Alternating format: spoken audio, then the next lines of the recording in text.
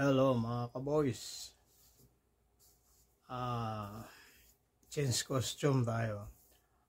Mga kwento ni Boy Tigas. Mga kaboys, ang kwento kong ito yung pamilya ng seaman at pamilya ng musikero. Magkapit-bahay sila.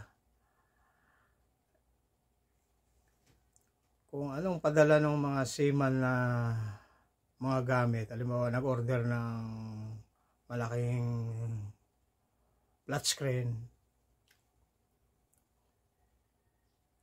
yun din ang o-orderin ng musikero family. O-order din ng flat screen, parang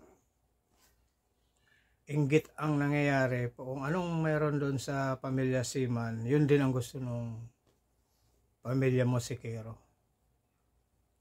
Siyempre mga seaman, maraming padala. Nagpadala na bagong refrigerator naman na order. Nakita na naman ng pamilya musikero. Order din. Kahit pinipilit yung asawa. Sweetheart, bili ka naman ng mapalitan natin yung refrigerator natin. Tapos may sumunod na araw, may padala na naman na bumili na naman ng sasakyan. Bago. Yung pamilya seaman Nakita nung pamilya musikero, kotse. Medyo mabigat. Dahil yung pamilya musikero, kumikita lang sa mga kanta-kanta. Hindi niya na makayanan yung kotse na padala. Ito ang nangyari. Sabi ng pamilya musikero, sweetheart, kailangan mag-anak tayo ng isang magiging seaman. Sabi naman ng asawa, ano na naman yan? Ay, malalaki na yung natin. Pamilya natin, force musikero. Bakit tayo mag-aanak ulit para may pag-aralin tayong seaman? Yun ang gusto ng babae. Sige na, sweetheart. Gawa tayo ng maging seaman natin para makaraos-raos tayo sa buhay natin. Napailing na lang yung musikerong lalaki. Ito na ang ginawa nung pamilya musikero. Talik sila. Habang nasa habang nagtatalik sila, binabanggit nila seaman para makabulang seaman yung musikero. Seaman. Yun mga kabuis ang binabanggit para magkaanak sila ng seaman. Kasi inggit na doon sa kapitbayan ng mga seaman ang mga anak.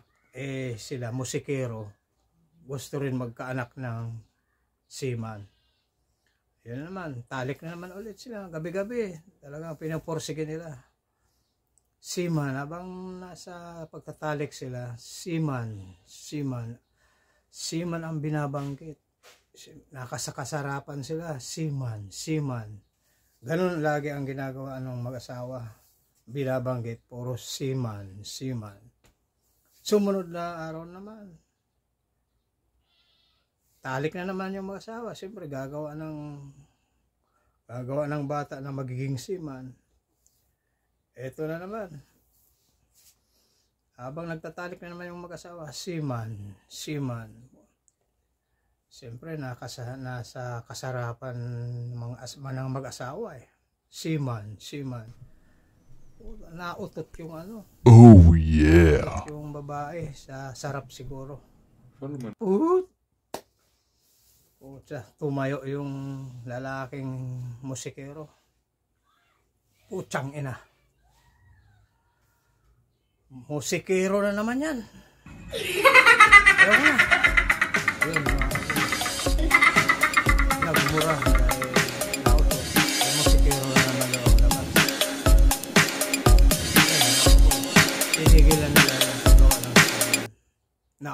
nautot eh. Gusto seaman ay nautot. Si musikero na naman yung anak. Yun mga kaboys. Tinigil na nila.